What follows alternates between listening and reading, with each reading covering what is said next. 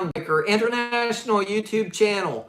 I'm with you here once again, but this time I'm here in Northern Ireland with some friends of mine. Sitting beside me today is Apostle Glenn Dunlop. He's a great friend of mine, a tremendous man of God that we're going to hear from today. We've got a lot of things in store for you that we're going to be talking about. We're going to be talking about the prophetic time period right now and some things that are going on right now that the apostle is going to be speaking to us about concerning the prophetic timeline. Of course, we're in the year 5783 on the Hebrew calendar, and right now we've done a lot of videos on what's happening right now. Well, Glenn's going to give you his perspective and some things that's about to occur. We're going to talk a little bit about revival history and the wells that have been dug for hundreds, even a couple of thousand years here in Ireland. And we're going to talk about that, some places that we'd like to show you possibly later on this week. Today we tried to go to a couple places and it just wasn't working out really. The weather wasn't cooperating, but we're gonna try to shoot some video for you and show you some things. Hopefully a little bit later on this week or even into next week. Hey, Brother Sonny, how are you doing there? God bless you, my friend. It's good to see you on there today.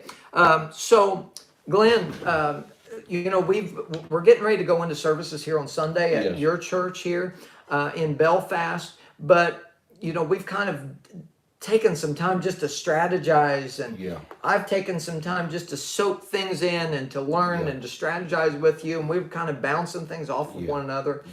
Getting ready to go into services. Tell us a little bit about what God is doing in your life, in the church, and kind of where you see things going. Well, we're like most other people today on the planet, Brother Eric, where we're endeavoring to find out what God is saying during these days and what the posture of the church should be, how we are to cope with these days, how we are to walk in these days. And certainly as a church going forward, we're leaning very much on the glory of God, because the Bible says in the end days that the knowledge of the glory of the Lord will cover the earth as the waters cover the sea. So we are learning about the glory. We're learning about the role of the glory in these end days, and really we believe that the glory of God is the answer for much of what's going on the earth today. So we're excited to see what God's doing. We are endeavouring here in Ireland to rediscover our apostolic roots that came to us, in the 4th and 5th century AD through the ministry of the world-renowned St. Patrick. And St. Patrick was pre-Catholic, which means he was pre-Protestant. Which means he was God's man, and he was God's apostle, and he came here and did a tremendous work on this island, both north and south. And as we have been saying today, that when people are still talking about you 1,500 years after you've gone, you must have made an impact. And so it's exciting to see, it's exciting for us to occasionally visit those places that he built, those wells that were dug, as it were. Just a few weeks ago, I went and walked around one of the monastic sites there in Cumber here called Nendrum. That's where we were trying to go today. We were trying to go there, but because it's in an inlet, you're dealing with tides coming in and out. And the tide had come in to such a degree where it had spilled over onto the road and it stopped us from getting there. But that is one place that certainly there's a well there. The Irish monks lived there for quite a while. They had tremendous times of prayer, sometimes 24/7. Those evidences are still there. There's still much of the ruins that are still there. And it's just wonderful to walk those places, to feel the atmosphere. You read about it, you study it, and you know that you're walking on ground that was consecrated by the Irish monks through prayer and study. And even way back 497 AD, you can see the ruins of the monastery, the church itself, but they also had a library in those days for study. They had the world's oldest tide mill.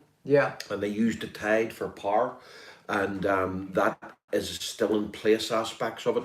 And again, those places were, many of them were broken down due to the Viking invasions. Yes. And that would have been around 950 something. Yes. But that particular monastic site was, built by one of St. Patrick's spiritual sons, Colin in the Lord.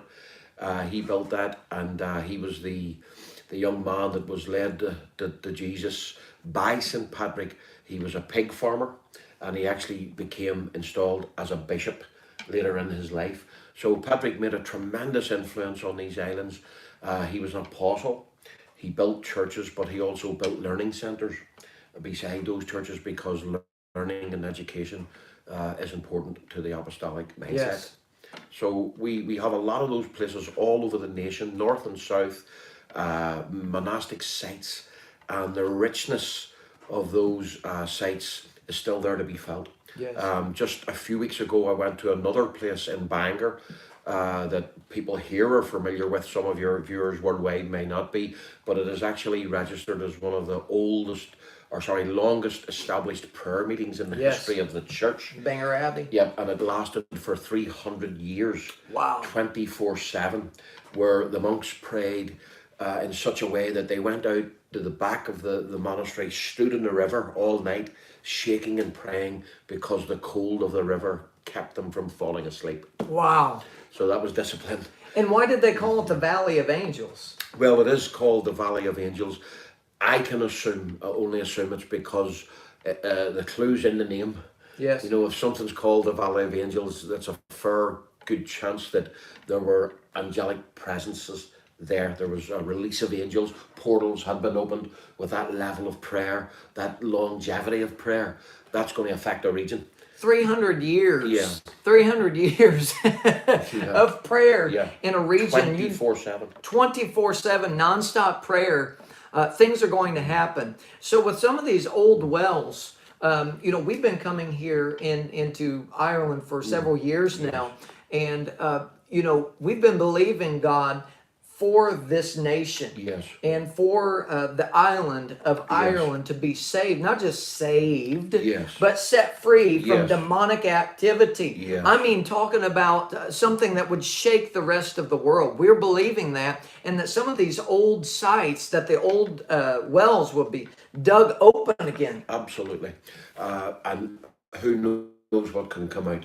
But also, they are reminders for us of the historical aspects of our Christianity, and how that sometimes the church has gotten away from those roots, gotten away from those early establishments of apostolic ministry, where the grace, the mega grace, the great grace of the apostolic ministry made tremendous impact. I mean, there are stories of Patrick, mythical stories mixed in, because that's what the powers of hell try to do. They try to taint and distort. But the truth is, there are genuine records of Patrick's influence and how he was able to even resurrect the dead.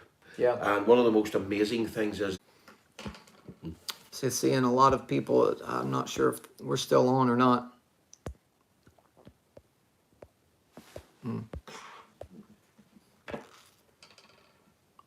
Yeah, I think you are connected to me, yeah. Okay. See, a lot of people it's bouncing off. So we may have lost our connection.